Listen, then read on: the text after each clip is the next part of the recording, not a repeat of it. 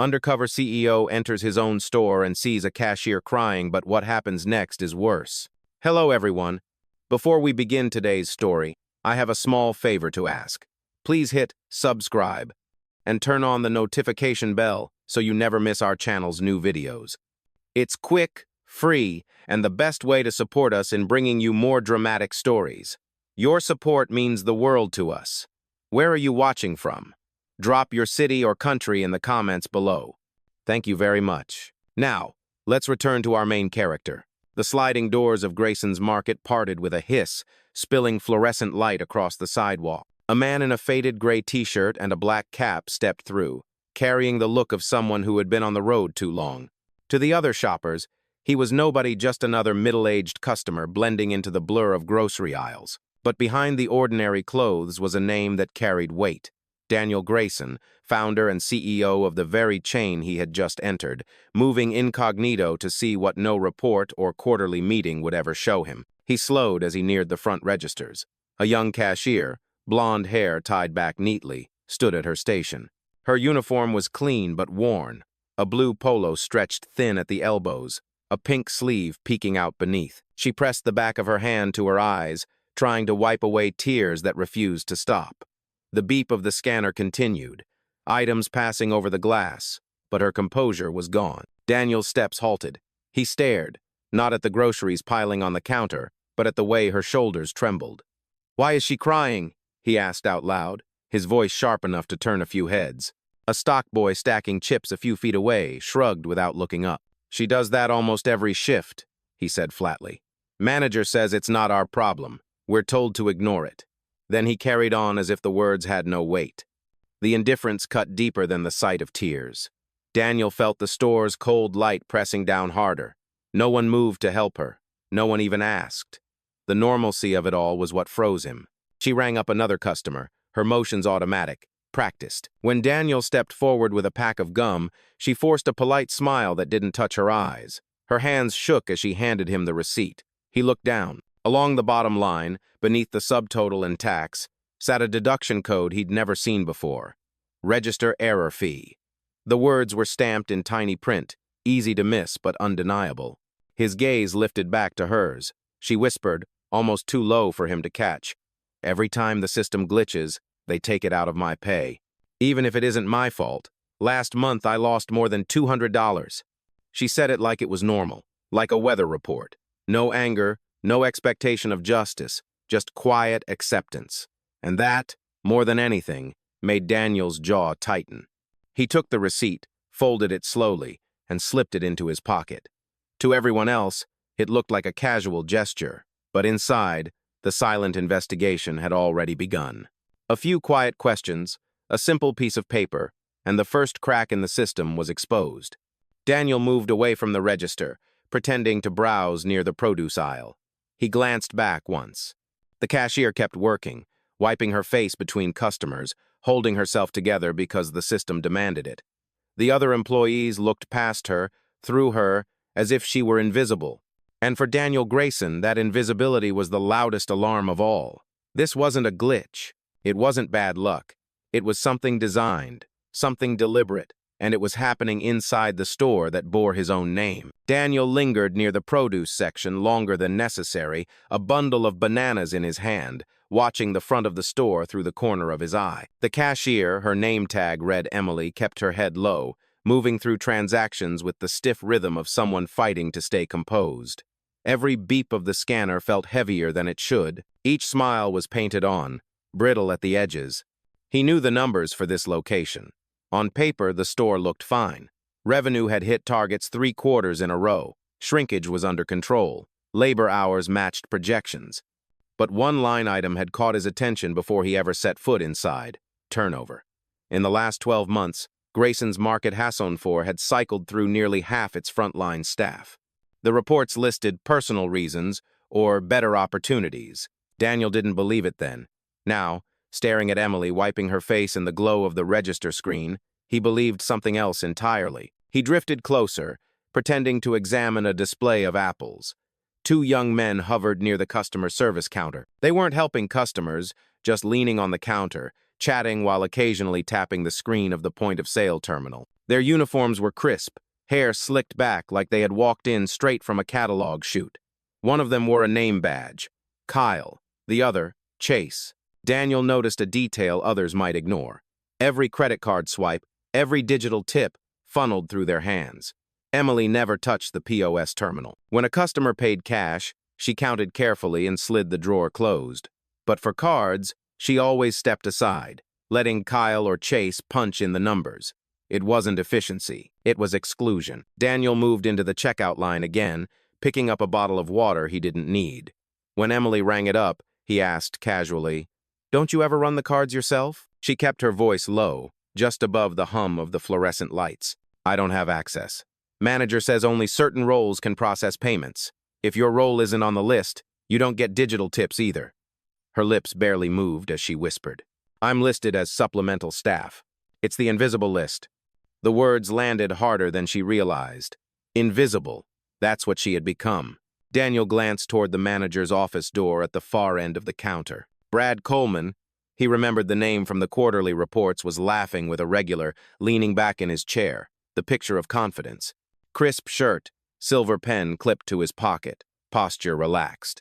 On paper, Brad looked like an efficient operator. In reality, Daniel saw something else. A man who had rewritten the rules of the game to serve himself and his circle. Emily slipped a small notebook out from her apron, so quickly it might have gone unnoticed. Its edges were worn, the cover bent from use. She placed it on the counter for a moment as she bagged groceries, then slid it toward him discreetly. Daniel set his hand on it as though it were a receipt, opening just enough to see the inside.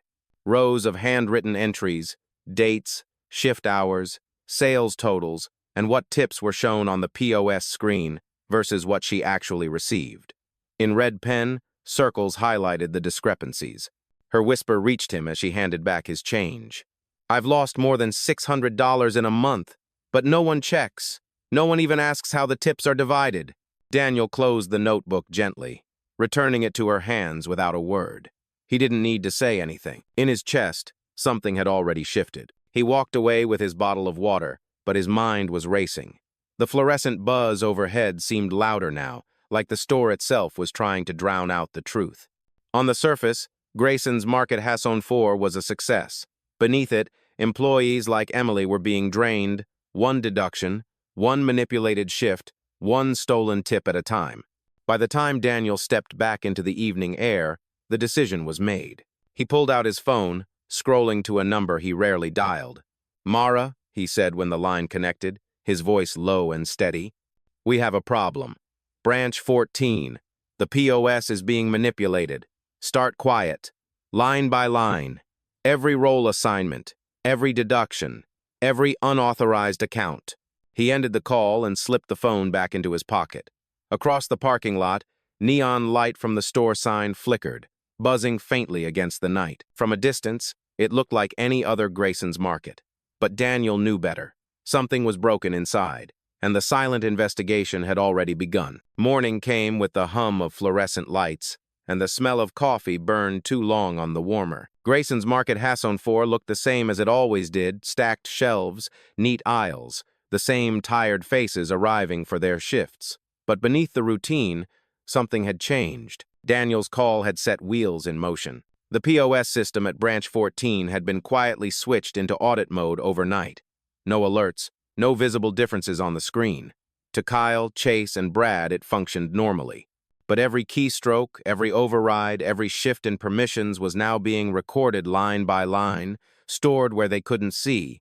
By 9 a.m., the first anomalies surfaced. Mara's team flagged a hidden access tier buried deep in the configuration files. It was labeled Preferred Internal, a role invisible on the public-facing permission screen. That role had been applied to exactly 3 accounts: Brad Coleman, manager; Kyle Coleman, part-time cashier; and a third login, Support 03. At first glance, Support 03 looked like a kitchen or stockroom role, but payroll records told a different story. The account had been clocked in for 21 of the last 25 days under the name Marcus Hill.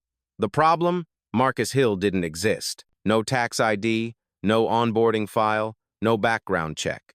His social security number traced back to another branch in a different state, an old duplication flag from 2 years ago. Daniel read the findings as they came in, sitting in his truck outside the store. His fingers tapped slowly against the steering wheel.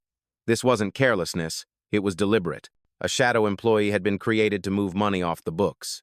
The numbers sharpened the picture. In the last 30 days, Branch 14's digital tips totaled just under $5,000. Of that, 67% had been routed through Kyle's account, even though transaction data showed he handled less than 15% of tables. The notebook Emily kept in her apron wasn't paranoia. It was proof. Finance traced the missing amounts further. Every Friday, wire transfers labeled as service logistics fees were sent to a shell company, Douglas Henderson LLC, registered out of state. The listed contact email matched one Brad Coleman had used years earlier when managing another branch. The pattern was too clean to be a mistake. Inside the store, business carried on like nothing was wrong. Customers pushed carts down, polished aisles. Emily worked her station, her hands steady but her eyes tired. Kyle leaned against the counter near the POS, smirking as he tapped in payments. Chase stood nearby, arms crossed, watching transactions without lifting a finger to help. Daniel finally stepped out of the truck. The notebook Emily had shown him weighed heavy in his memory. He walked into the store, blending in once more, picking up a few items he didn't need. When he reached her register, she greeted him politely, but the recognition in her eyes flickered for a second. He gave the smallest nod, enough to say, "Keep going. You're not alone." Later that afternoon, Mara called again. Her voice was brisk but certain. "It's all there. Hidden roles, duplicate IDs, diverted tips, shell company. This isn't sloppy management, it's organized theft." Daniel's response was calm, steady. "Don't trigger anything yet. Keep collecting. I'll handle the reveal." He pocketed his phone and looked across the store floor. Brad was still laughing with customers, shaking hands like a man proud of his kingdom. Kyle strutted behind the counter, tapping the POS with the casual confidence of someone untouchable. Chase shadowed him, nodding along. Daniel picked up a receipt left behind on the counter. Another line of deduction fees stared back at him. He folded it carefully, tucking it away with the others. Evidence was piling up, enough to bury a career. As evening fell, Daniel lingered in the lot, watching the neon sign flicker against the dusk. The store looked ordinary to everyone else, but now he knew its secrets, the invisible fees, the fake employee, the hidden role. And when he returned, it wouldn't be as a nameless shopper. The silent investigation was no longer just about one cashier's tears. It was about an entire branch rotting from the inside. And Daniel Grayson, the man whose name glowed above the door, was preparing to step out of the shadows. The countdown to the reveal had already begun. The next morning, the rain had stopped, but the air still carried the damp chill of the night before. Daniel arrived early, parking in the far corner of the lot where no one would notice the familiar truck. Through the wide glass windows, he could already see the early shift moving into place. Lights buzzed overhead, aisles were restocked, the hum of refrigeration units filled the silence. On the surface, Grayson's Market Hasson looked as ordinary as ever. But Daniel knew every key press, every transfer, every fraudulent roll change was now captured in the audit logs. Inside, Emily was already at her register. She moved quickly, with the quiet efficiency of someone who knew the rhythm by heart. Her apron was clean, though its edges were fraying. She didn't complain, didn't falter, but her body language told the story. Each smile she forced was a shield. Each transaction a reminder that no one in charge had ever asked how she was really doing. Daniel stepped inside, choosing his usual seat in the small cafe section near the windows. From there, he had a clear view of the registers and the counter. Kyle hovered near the POS again, tapping the screen with idle fingers, occasionally flashing a grin at Chase. Customers came and went, but the pattern stayed the same. Emily did the work. Kyle processed the tips, and Brad remained out of sight in his office. At 9:45, the audit team sent Daniel their latest findings. He opened the message discreetly on his phone. The screenshots confirmed what Emily's notebook had suggested. Entire shifts had been reassigned digitally to accounts that weren't real. The Support 03 user had logged hundreds of dollars in tips, all routed through the same hidden tier. Then came the number that made Daniel's jaw tighten. In the past 3 months, over $14,000 had been siphoned away under the label of service logistics, enough to pay 3 full-time employees for a season. Enough to change the lives of the very staff Brad was grinding down. Daniel slipped the phone back into his pocket and leaned forward, elbows on the table. Across the store, Emily was showing a new trainee how to double-check expiration dates on dairy stock while still keeping her register line moving. Her patience stood out like a quiet rebellion. She hadn't given up, even as the system pushed her lower with each passing week. A customer ahead of him paid with a credit card. As usual, Emily scanned the items, but Kyle slid in to tap the terminal. Daniel noticed something different this time. Emily's hands froze for half a second, her eyes flicking to the side. She didn't say a word, but her silence spoke volumes. When Daniel approached her lane with a small basket, she rang him up quickly. He kept his tone casual. "Long shift?" he asked. She gave the same smile she always gave, polite but thin. "Morning shifts are hardest," she said quietly. "Tips don't come through, at least not to me." Her words faded into the hum of the store, but Daniel heard them clearly. He paid in cash, slid the change into his pocket, and stepped aside. He didn't leave. Instead, he sat back down at the cafe table, unfolding a receipt he'd kept from the day before. Another deduction code, another false fee, a trail of breadcrumbs leading straight to Brad. By noon, the store filled with more customers, but Daniel's focus never shifted. Every gesture from Kyle, every chuckle from Chase, every time Brad strolled out of his office to greet a shopper like a local celebrity, it all felt rehearsed, a performance built on stolen wages and silence. When the last receipt of the morning landed in his hand, Daniel didn't fold it away this time. He studied the print, then set it on the table in front of him, staring at it like it was a verdict. His mind was steady now. The evidence was undeniable. The system had been corrupted deliberately. Employees had been robbed in plain sight, disguised as procedure, buried under the silence of compliance. Daniel stood, tucking the receipt into his jacket. His voice was calm when he spoke under his breath. Tomorrow, we stop being quiet. The storm inside him had reached its edge. The next time he walked through those doors, it would not be as a faceless customer blending into the crowd. It would be as the man whose name was etched into the building, the one they had all underestimated. And when that moment came, there would be no hiding for Brad Coleman. The following day, Daniel didn't come in disguise. No cap pulled low, no faded t-shirt. This time, he walked into Grayson's Market Hasson 4 wearing a dark suit and tie, shoes polished, his presence cutting through the fluorescent light like a blade.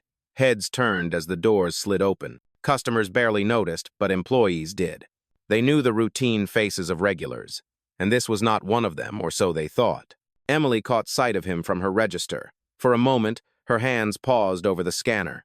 She didn't smile this time. She simply watched, sensing that something had shifted. Daniel didn't head for the aisles. He went straight to the front counter. Kyle was leaning against the POS again, tapping the screen with lazy confidence. Chase stood a step away, smirking at something only they shared. Brad Coleman emerged from his office at the sight of the suited man, his expression slipping into its usual managerial charm.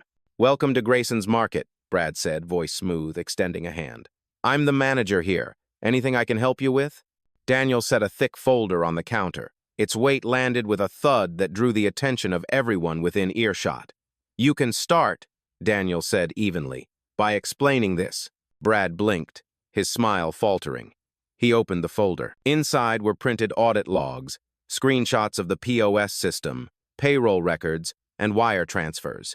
Every deduction, every fake roll, every funnel of stolen tips laid out in black and white. "I don't understand," Brad said carefully, though a twitch in his jaw betrayed him. Daniel's voice didn't rise, but it carried authority. "In the last 3 months, $14,000 in digital tips have been diverted.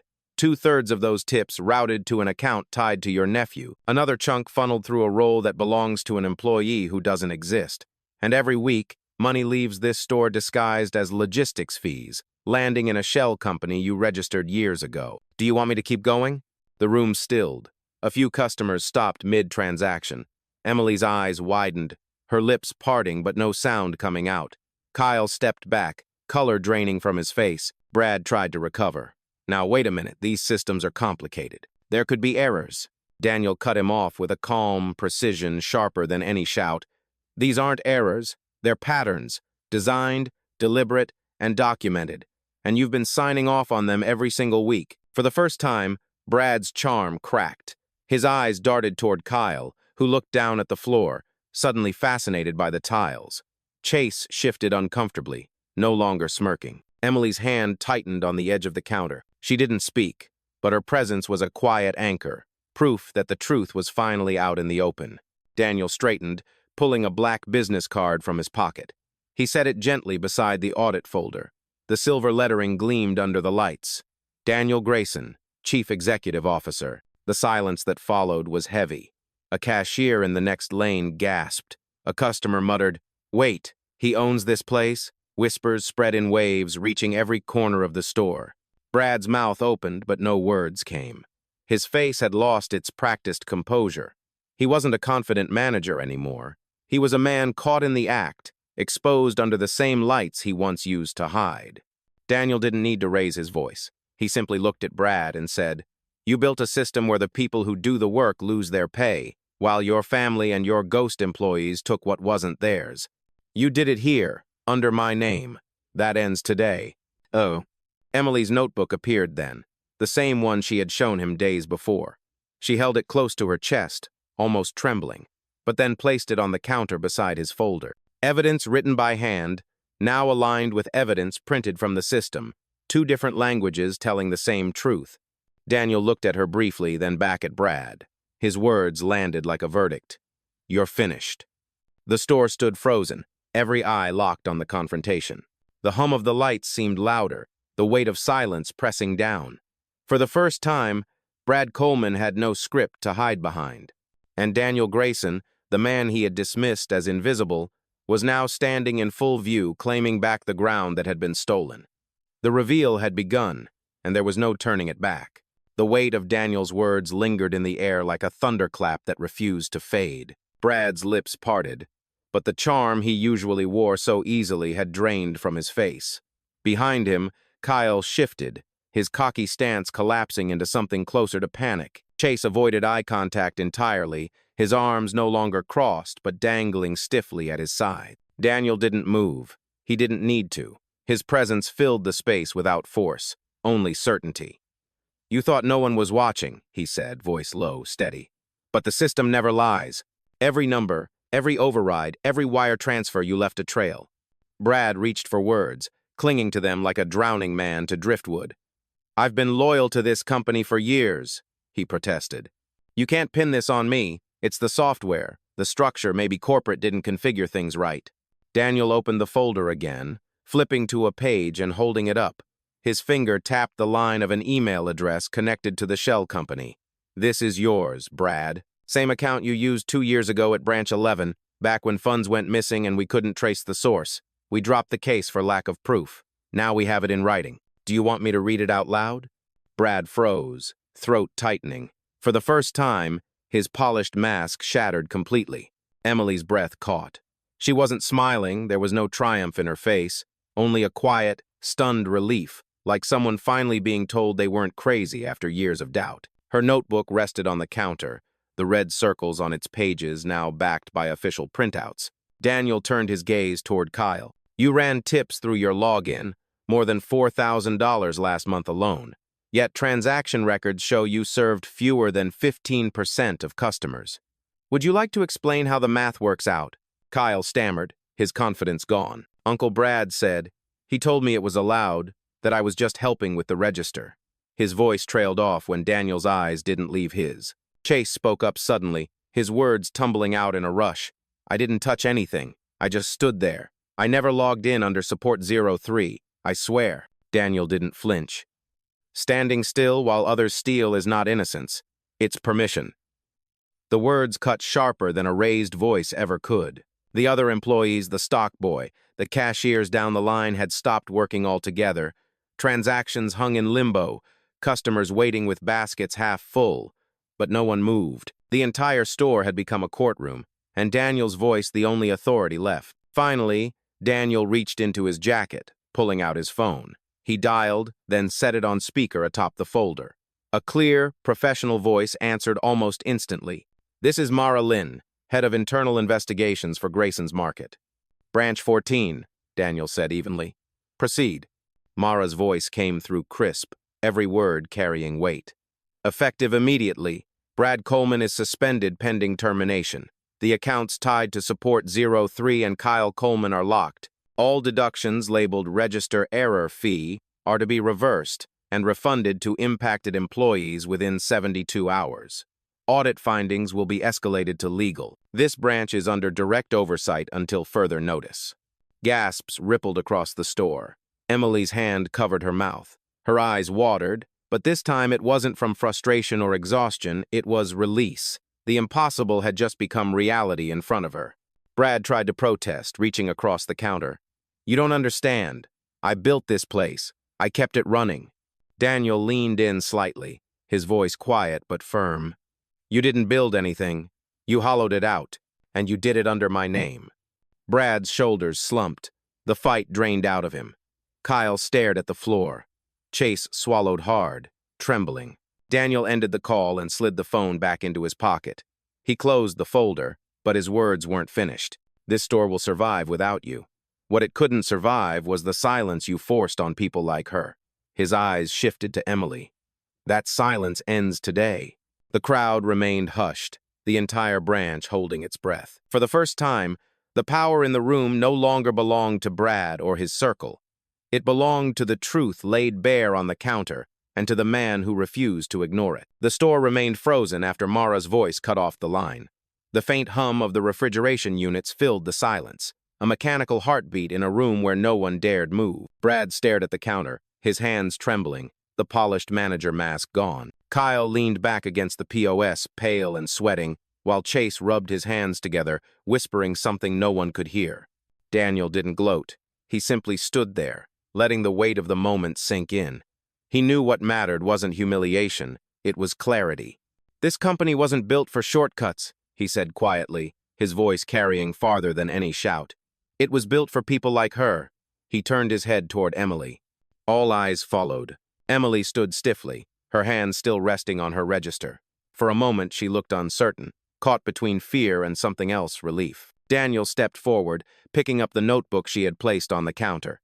He held it with care, not as evidence now, but as something more. "This," Daniel said, raising the worn pages just enough for the room to see, "is what loyalty looks like. She didn't steal. She didn't exploit.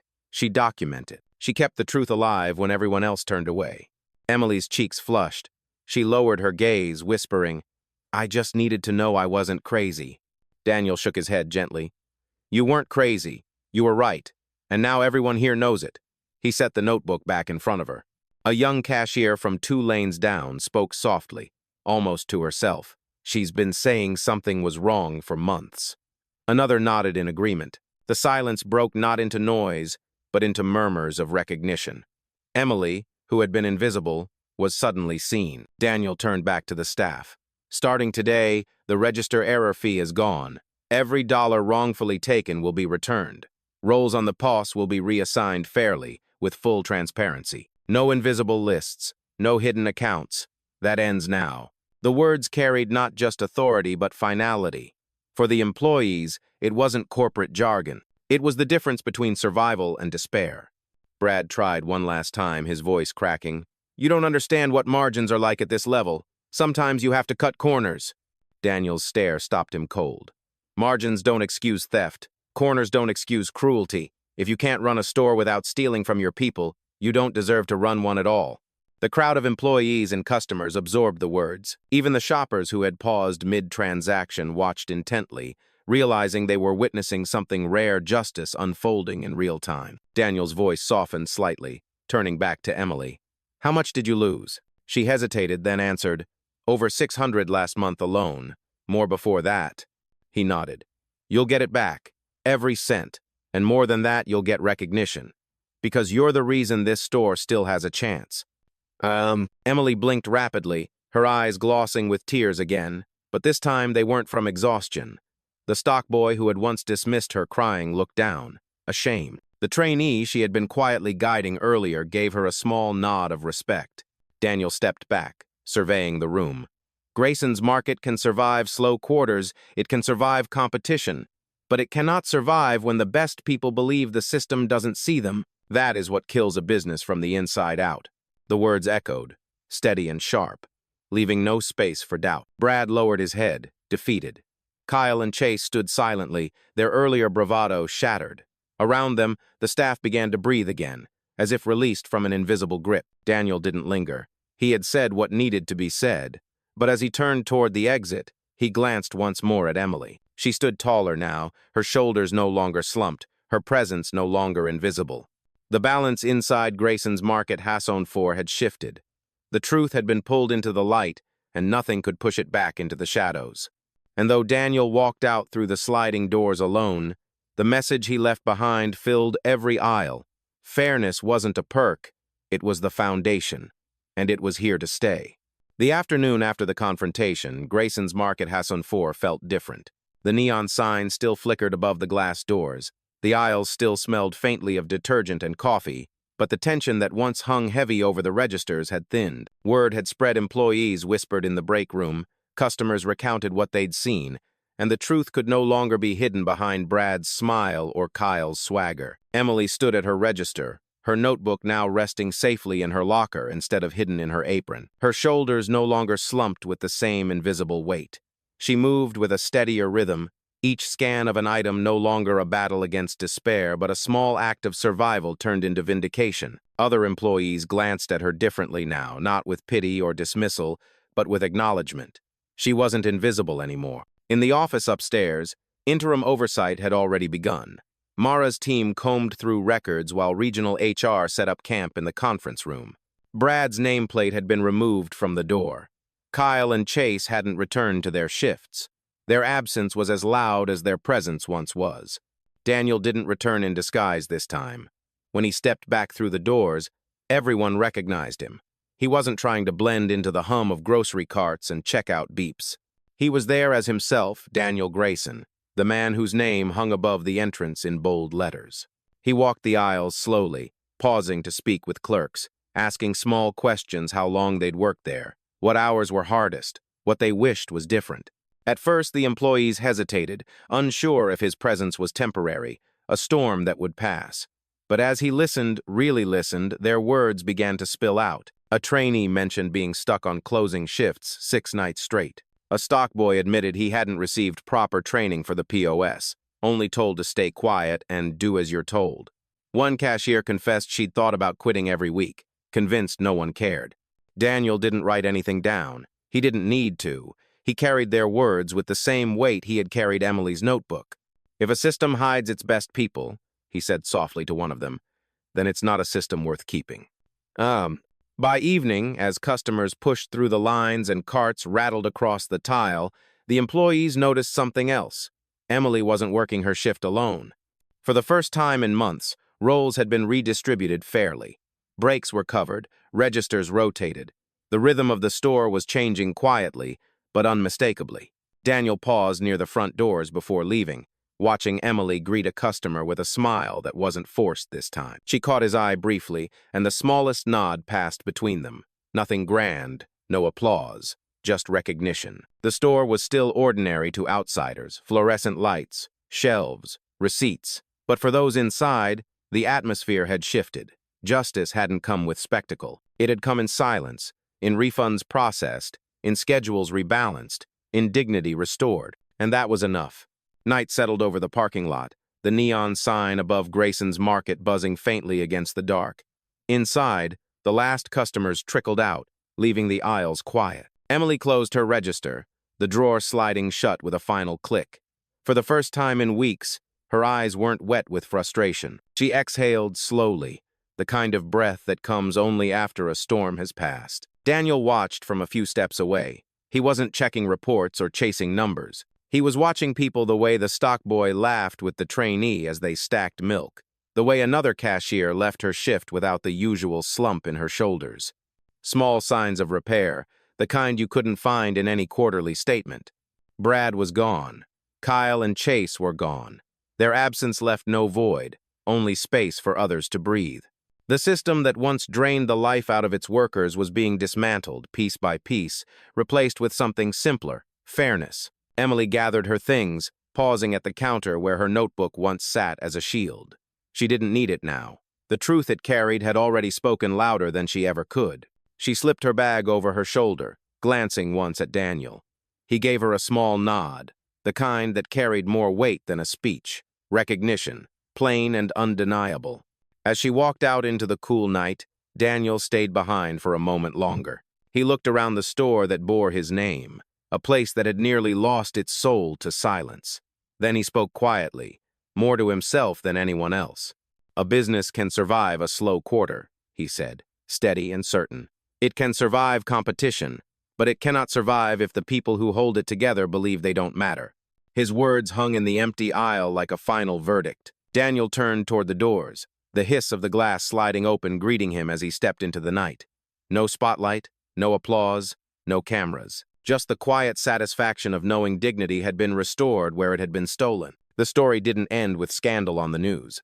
It ended with a young cashier walking home lighter than she had in months, with employees feeling seen instead of erased, with a leader reminding himself that power means nothing if it cannot protect the people who trust it. And as the neon buzzed behind him, Daniel knew this was what leadership was meant to be, not noise, not titles, but action carried out in silence, strong enough to change everything.